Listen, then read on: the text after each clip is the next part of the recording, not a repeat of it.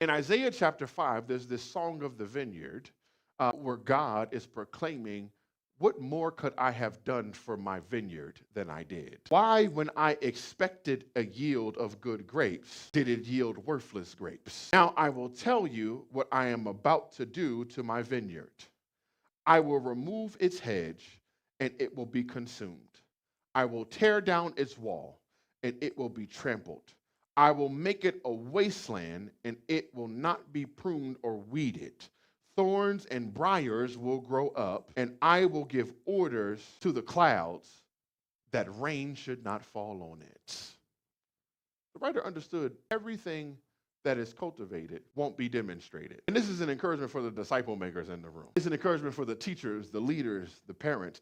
Everything you cultivate in others won't be demonstrated. And you're going to have to be okay with that reality because sometimes you will pour and pour and pour and pour and pour into people, and you'll never see the results. Now, Isaiah 5 and 7 says, for the vineyard of the Lord of hosts is the house of Israel, and the men of Judah, the plant he delighted in. He expected justice, but saw injustice. He expected righteousness, but heard cries of despair. The vineyard of the Lord of hosts was planted, verse 2 tells us, on fertile hills, and it still did not demonstrate what was cultivated in it. However, maturity, if it is to be authentic, must be demonstrated. That's my last idea, and I'm done. Maturity is demonstrated. Verse 9, he says, even though we are speaking this way, even though he just got talking strong about those who have fallen away, he says, dearly beloved friends, in your case, we're confident of these things that are better, and that pertain to salvation. For God is not unjust, and he will not forget your work. He will not forget the love you demonstrated for his name. He will not forget how you serve the saints and how you continue to serve them.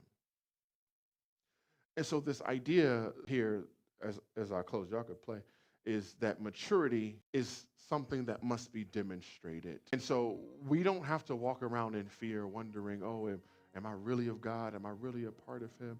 He says God is not unjust. He's not unjust. He will not forget your work and the love you demonstrated for him. For some of us, that's such good news, because we feel like our labor is in vain. We feel like our work is just toil. We feel like we've been loving people and striving to love people, showing agape love towards them, and it's just fallen on deaf ears. We've been trying to serve people and minister to people over and over again, attending to the needs of others, and they just act like you've never done anything for them. But he's pointing to the love that was demonstrated that will not be forgotten by God. And so you can rest in the hope today of knowing that God will not forget your work. He will not forget your love. And he will not forget the service that you have done towards the saints in his name. So he closes, he says, now we desire that each of you demonstrate the same diligence for the full assurance of your hope at the end, so that you won't become lazy, but be imitators of those who inherit the promises through faith and perseverance. Mature believers are called to demonstrate diligence for the full assurance of the hope that you have until the end. This full assurance is entire confidence in the hope that we have. Hope is an expectation of good. It's a joyful and confident expectation of good. And so when you're demonstrating maturity, you can have a joyful and confident expectation of good from the Lord. Don't become lazy. Don't be lazy, family, but be imitators of those who inherit the promises through faith and perseverance.